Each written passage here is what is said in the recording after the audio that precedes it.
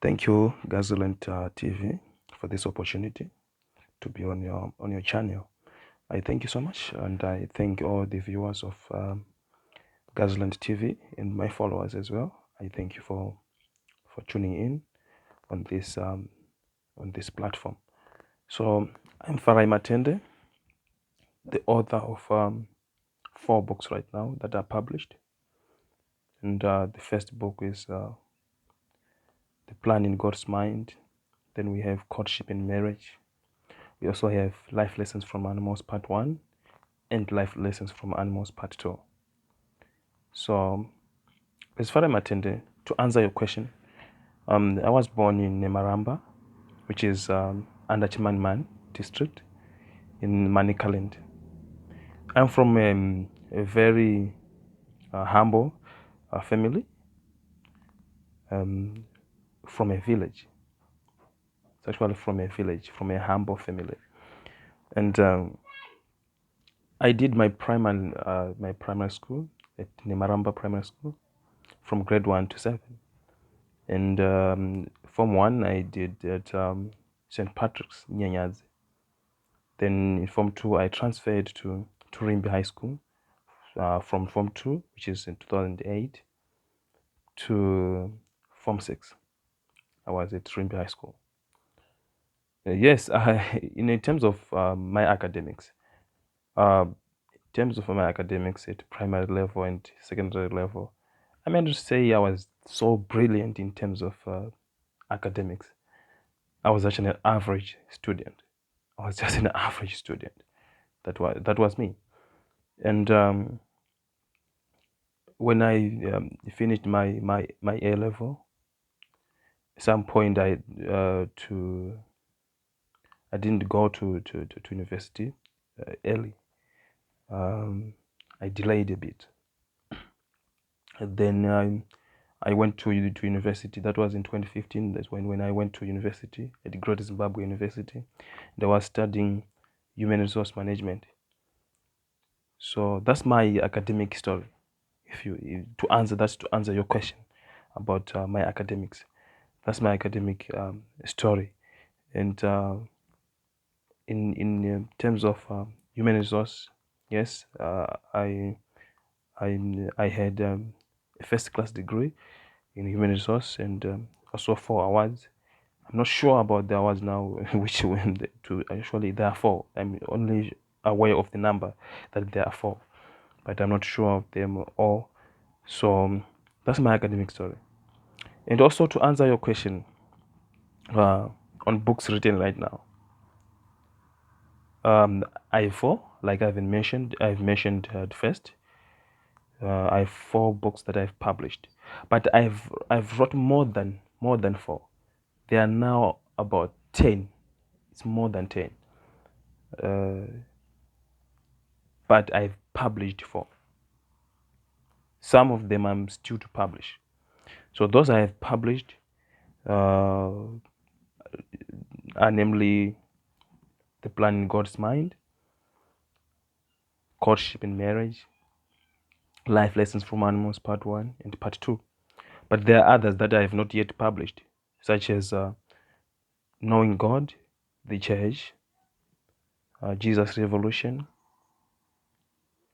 Identity is another book, and the other one is Unlocking Value, which is an entrepreneurship and leadership book. So those are my books. And to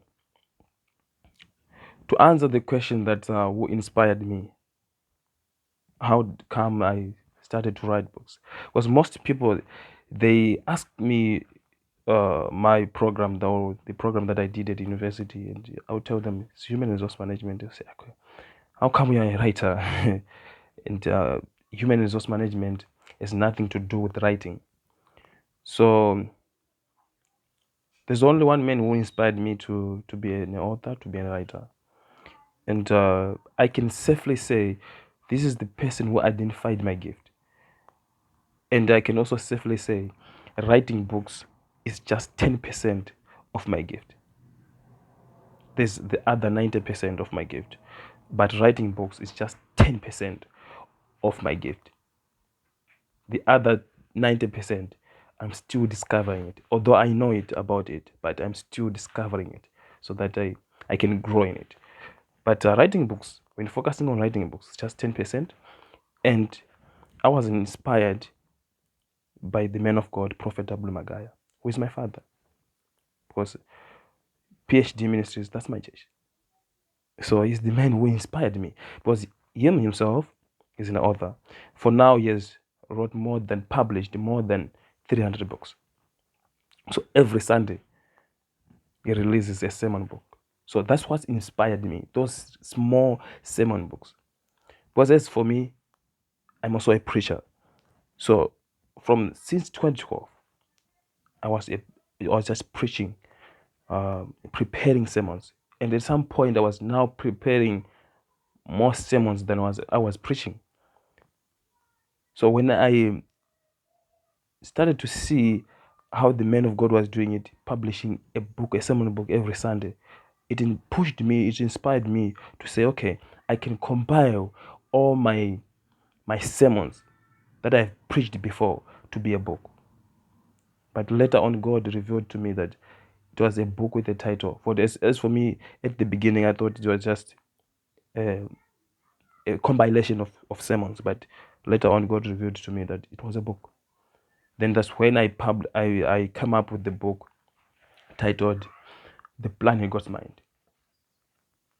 That's when I come up with this book, The Plan in God's Mind. The Plan in God's Mind. So this is the book, The Plan in God's Mind. It's a spiritual book. It's a spiritual book.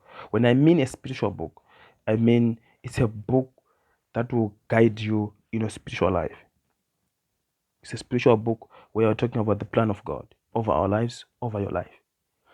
Then through the same inspiration, so this one I started working on it in 2016. In 2017, I wrote two books. I wrote two books in 2017, the same year, which is this book, Courtship and Marriage. This is the book that I wrote in 2017. And the other one was Life Lessons from Animals. This is the other book that I wrote, Part 1, Life Lessons from Animals, Part 1. I wrote them the same year, 2017. Then I published these three books in 2018, early 2018. They were done. Everything was done. So it was a journey for me to be a writer, to be an author. And the other one, which is The Plan in God's, the Life Lessons from Animals, Part 2. I just published it this year, 2019. I don't have the copy of it. I only printed one copy of this book. So, and you cannot find it anywhere on the internet or in any bookshop, because I only printed one copy and I gave it to someone who was important, so that I can have guidance on that. So it's not yet in any bookshop. It's not yet on the internet. You cannot find it anywhere. So, but it's coming. The book is coming, and I said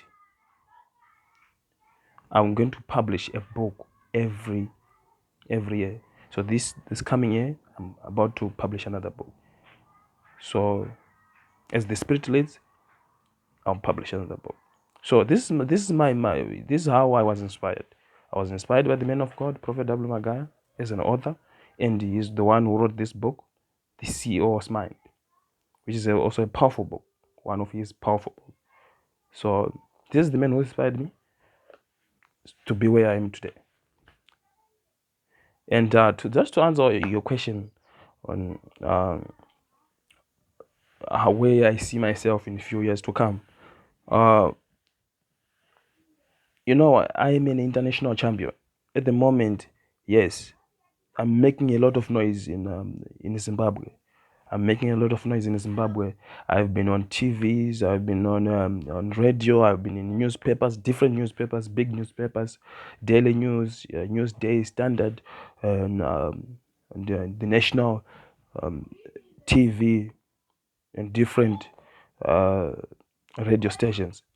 So I'm making a lot of noise in Zimbabwe, but that's not enough. That's not enough. That's not enough for me. I'm looking forward to be an international champion. So when I mean an international champion, I'm talking about making noise in America, making noise in Britain, making noise in Europe, all over Europe, and America. So that's where I see myself to be an international champion.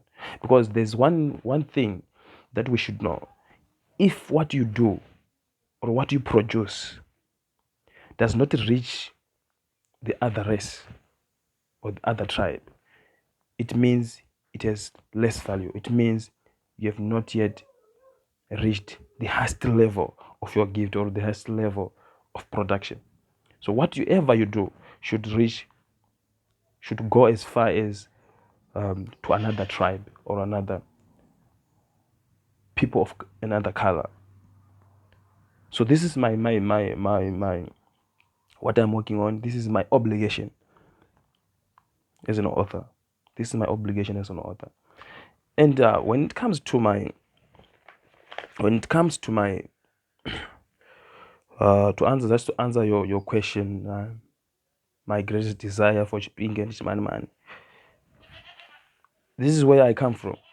This is where I come from. Chipinge and Chimani, they are under one province, Manicaland, and I was also educated in Chipinge, and so I have so much passion for these places, and it's my prayer that God raises other authors like me, raises other international champions in different areas of their lives.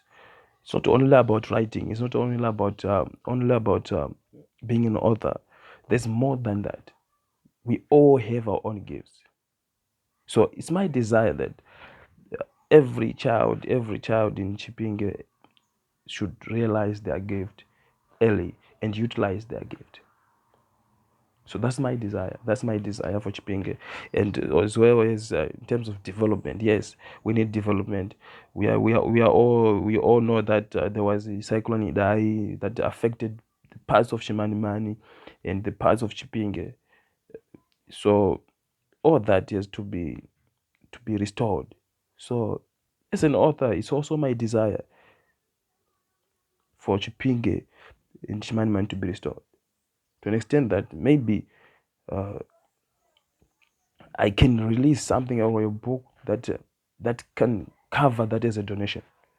To say, if you buy this book, whatever I make from that book goes straight to help those who were affected by Cyclone Idai for development and everything. So I don't know, but if that's what God wants, we'll see about that. We'll see about that. Then, just to answer your question as well,